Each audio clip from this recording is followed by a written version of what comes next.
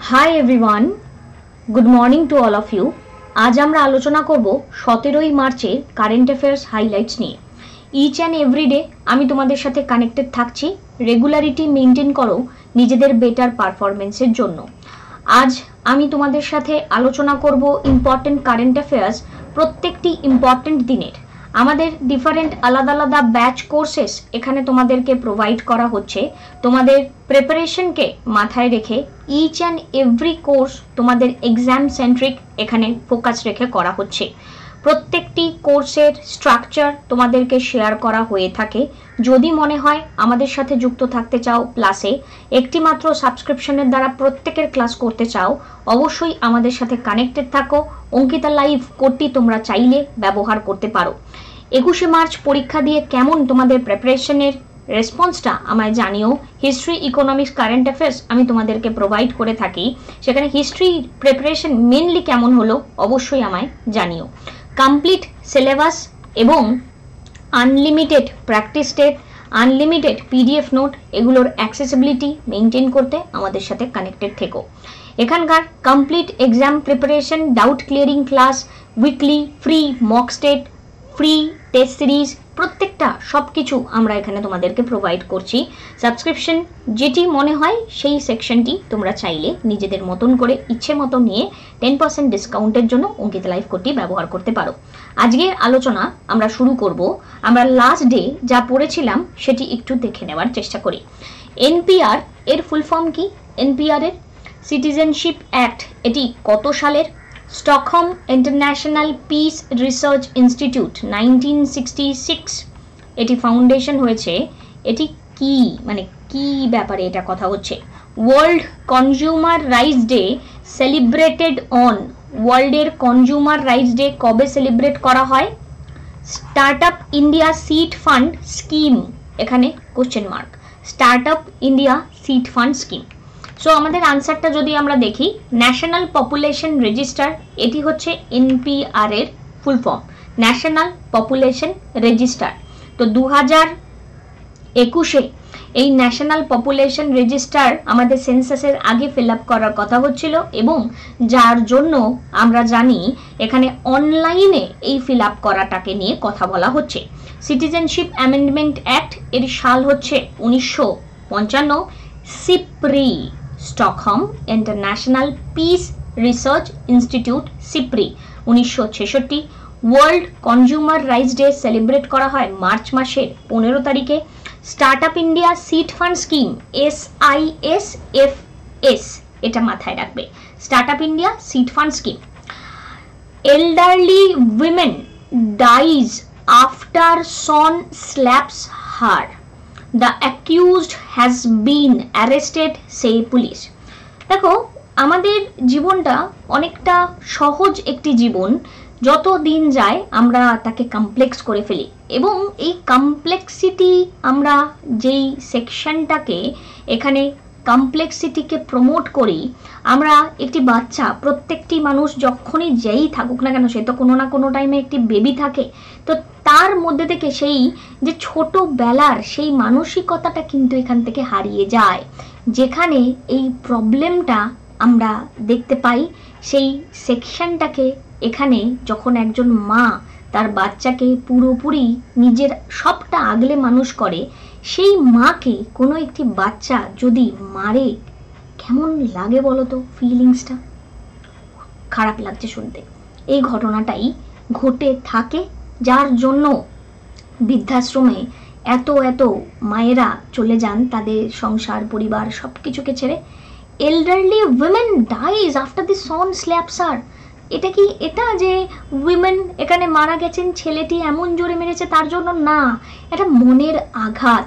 তাও কত 76 বছরের বয়স্ক একজন উইমেন এখানে মারা গেছেন তার ছেলে তাকে মেরেছে বলে।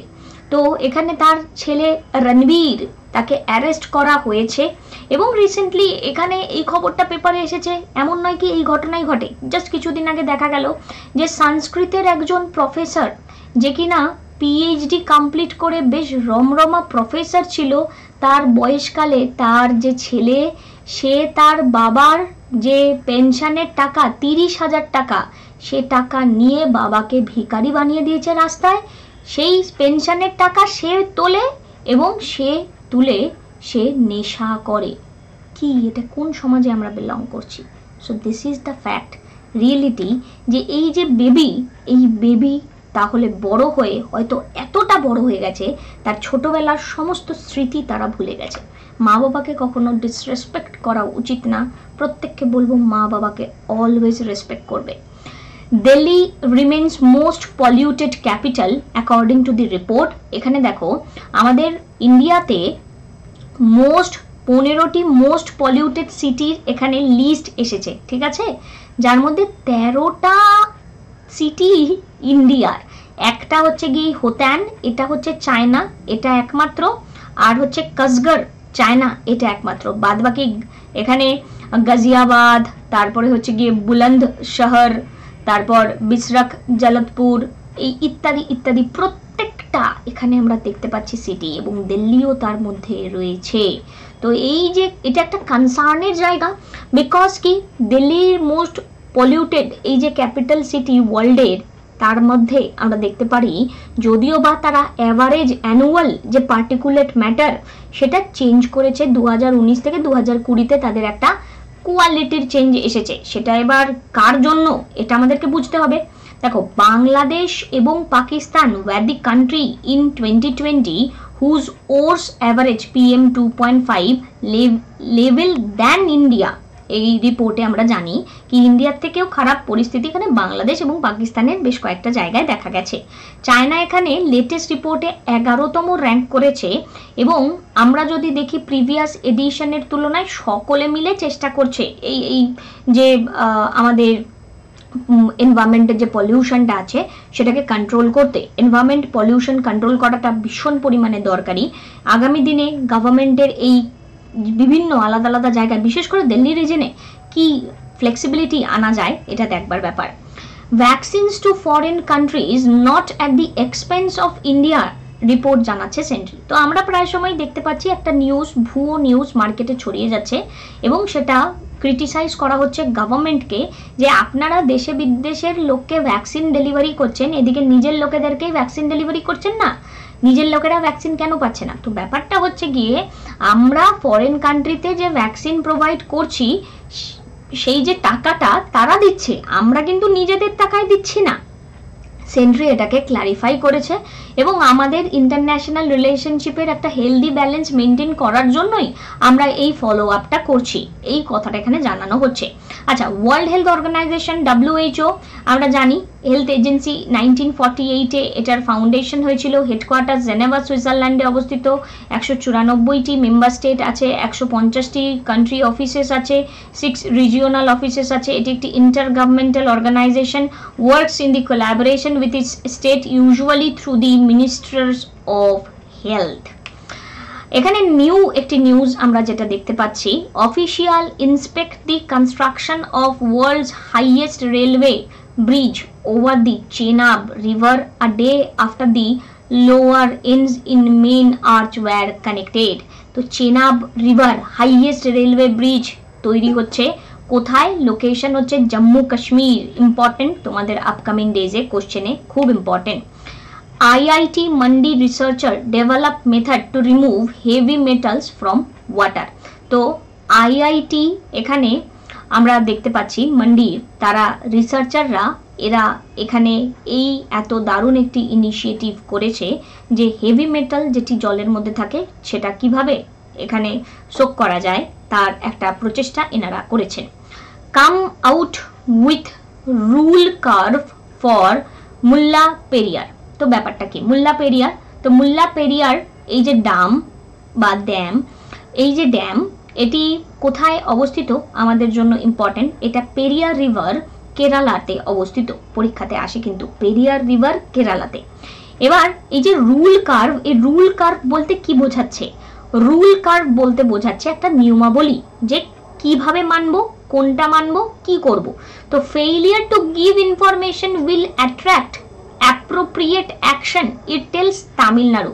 সুপ্রিম কোর্ট টিউসডেতে জানিয়েছে তামিলনাড়ুর চিফ সেক্রেটারিকে will be personally responsible and appropriate action will be taken on failure to give information on the rule curve for the Mullaperia Dam to the Supreme Court appointed supervisory committee.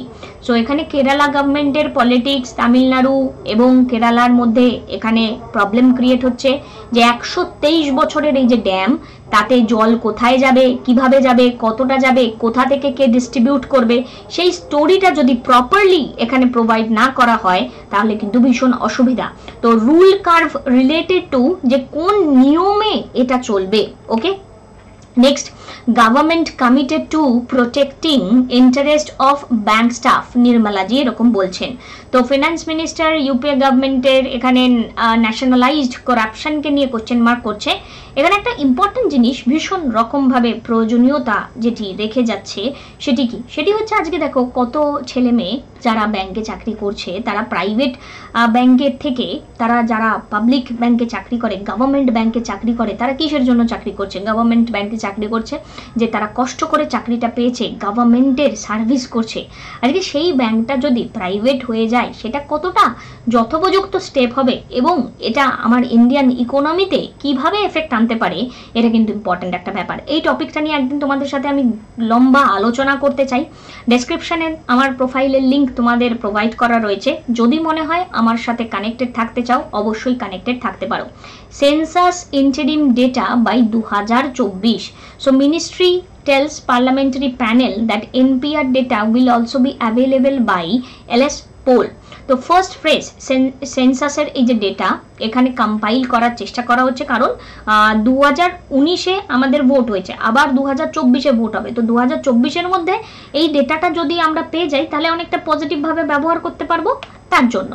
Next, এখানে no parliament should discuss internal issues of other nation, Om Birla যেরকম জানাচ্ছেন। তো তোমাদের কি মনে হয় এটা কি বলাটা উচিত যে কোনো পার্লামেন্ট ডিসকাস করতে পারে না international issue of the other nation? যেমন আমাদের এখন দেখো এখানে অনেক রকমের ইন্টারন্যাশনাল ইস্যু আমরা যদি দেখি, সিএএ কে নিয়ে চলছে, জম্মু কাশ্মীরের স্পেশাল স্টেটাসকে নিয়ে চলছে, তারপর আমরা বলতে পারি এখানে বিভিন্ন রেপ ভিকটিমদেরকে কি সাজা দেওয়া হবে সেই সমস্ত কেস নিয়ে অনেক সময় কথা চলে, আর রিসেন্টলি ফার্মার্সদেরকে নিয়ে। তো এখানে জানানো হচ্ছে কোনো আলাদা পার্লামেন্ট যেন আমাদের ইন্ডিয়ান পার্লামেন্টকে নিয়ে না কথা বলে, ইন্ডিয়ান পার্লামেন্টও অন্য কাউকে নিয়ে কথা বলবে না। তো ইন্টার পার্লামেন্টারি এই কথাটা বলা যাবে না। তো বিড়লা ইনি রিমার্ক করেছেন after UK MPs discussed farm bill নিয়ে কথা বলেছে। তো এটা কতটা উপযুক্ত বা কতটা বলা যায় এটা দেখবার ব্যাপার। Can't send back Myanmar exiles MP. তো এখানে আমরা দেখতে পাচ্ছি মায়ানমারদেরকে নিয়ে একটা প্রবলেম আমরা ফেস করছিলাম। মিজোরাম গভর্নমেন্ট বিভিন্ন রকমের প্রপোজাল এখানে রাখতে বলা হচ্ছে। তো মিজো ন্যাশনাল ফ্রন্ট এমপি কে এখানে বনলাল ভেনা, এনার নাম বনলাল ভেনা। তো এনাকে এখানে এই মুহূর্তে বলা হচ্ছে যে কাউকে পাঠানো যাবে না ফেরত, ঠিক আছে? তো এটা একটা বিশাল সমস্যার কারণ, 2-3 দিন আগে বলেছি এই ইস্যুটা, আর নতুন করে বলছি না। গভর্নমেন্ট অ্যাপয়েন্ট করেছে new chief of CRPF and NSG. CRPF এ Kuldeep Singh IPS officer, senior IPS officer Kuldeep সিংকে এখানে new director general of the CRPF এখানে অ্যাপয়েন্ট করা হয়েছে, কুলদীপ সিংকে, এটা মাথায় রেখো। আর CRPF central reserve police force, central reserve police force, এটি অবশ্যই মাথায় রাখবে। Scientist find supermassive black hole moving within the host galaxy. So কিছুদিন আগে থেকে কি প্রবলেম হচ্ছিল, বেশ কিছুদিন আগে থেকে সুপারম্যাসিভ ব্ল্যাক হোলটাকে খুঁজে পাওয়া যাচ্ছিল না, এই যে এটিকে খুঁজে পাওয়া যাচ্ছিল না। ওকে, তো এখানে এটিকে খুঁজে পাওয়া গেছে উইদিন দি হোস্ট গ্যালারিতে এটা খুঁজে পাওয়া গেছে। এবং এখানে দেখো scientist have discovered first moving supermassive black hole whose mass is about 3 million time than of our sun, 3 million বেশি। Black hole was travelling within its own galaxy J0437 plus 2456 which is around 228 million light year away, 228 million light year away। তো light year মানে কি? Light year is a unit of length used to express astronomical distance and is equivalent is about 9.46 trillion kilometer. Light year মানে তার মানে astronomical একটা particular section আরেকটা particular সেকশনের থেকে কতটা ডিস্টেন্সে আছে এটাকে লাইট ইয়ার বলে। তো এই যে লাইট ইয়ার এটি 9.46 ট্রিলিয়ন কিলোমিটার। 1 লাইট ইয়ার মানে এত বোঝায়, 9.46 ট্রিলিয়ন কিলোমিটার। এরা আবার বলছে কত, 228 মিলিয়ন লাইট ইয়ার। তার মানে বুঝতে পারছো 228 মিলিয়ন লাইট ইয়ার, তার সাথে 1 লাইট ইয়ার মানে 9.46 ট্রিলিয়ন, ট্রিলিয়ন কত কিলোমিটার দূরে আমাদের থেকে। সো এতটা দূরে এখানে আমাদেরকে খুঁজে পাওয়া গেছে। এবং মোস্ট ইম্পর্টেন্ট থিং, এটা সবচেয়ে সায়েন্সের একটা পজিটিভ সেকশন আমরা এখানে দেখতে পাচ্ছি। So what is black hole? Black hole একটা রিজিন, যেখানে রিজিন অফ স্পেস টাইম, যেখানে গ্র্যাভিটি ভীষণ পরিমাণে স্ট্রং থাকে এবং কোনো পার্টিকেল, কোনো ইলেকট্রোম্যাগনেটিক রেডিয়েশন ওর মধ্যে থেকে পাস করতে পারে না, এতটাই স্ট্রং থাকে ব্ল্যাক হোল। আমাদের amend law to help transgenders join NCC, Kerala high court এরকম জানিয়েছে এবং খুব পজিটিভ একটি মুভ, এটা অবশ্যই বলবার। আমাদের সাথে কানেক্টেড থাকো প্লাসে, যদি মনে হয় সাবস্ক্রিপশন প্রয়োজনীয় তো অবশ্যই কানেক্টেড থাকো, রেগুলারিটি মেনটেন করো নিজেদের বেটার পারফরমেন্সের জন্য। আমরা এখানে পড়ছিলাম, রেগুলারিটি মেনটেন করে পড়তে থাকো। মানডে টু ফ্রাইডে আমার তোমাদের সাথে স্পেশাল ফ্রি সেশনস থাকে, সেই ফ্রি সেশনসগুলো করার প্রয়োজনীয়তা বোধ করলে অবশ্যই আমাদের সাথে কানেক্টেড থাকতে পারো। ইন্ডিয়ার foreign exchange reserve surpassed Russia's to become world's 4th largest reserve. আমাদের এখন 4 number largest foreign exchange reserve আমরা হয়ে গেছি। World consumer rights day theme tackling plastic pollution. India Finland virtual summit, এখানে আমরা মার্চ মাসের 16 তারিখে দেখতে পাচ্ছি। Participation of the prime minister Shri Narendra Modi এবং prime minister of republic of Finland, এখানে সানা মেরিন থাকবেন। Former cabinet secretary PK Sinha, principal adviser to the prime minister Narendra Modi, resign from PMO citing personal reason. এখানে আর কি পিকে সিনহা এখানে রিজাইন করেছেন। Finance ministry is likely to infuse 14,500 crore mainly to bank.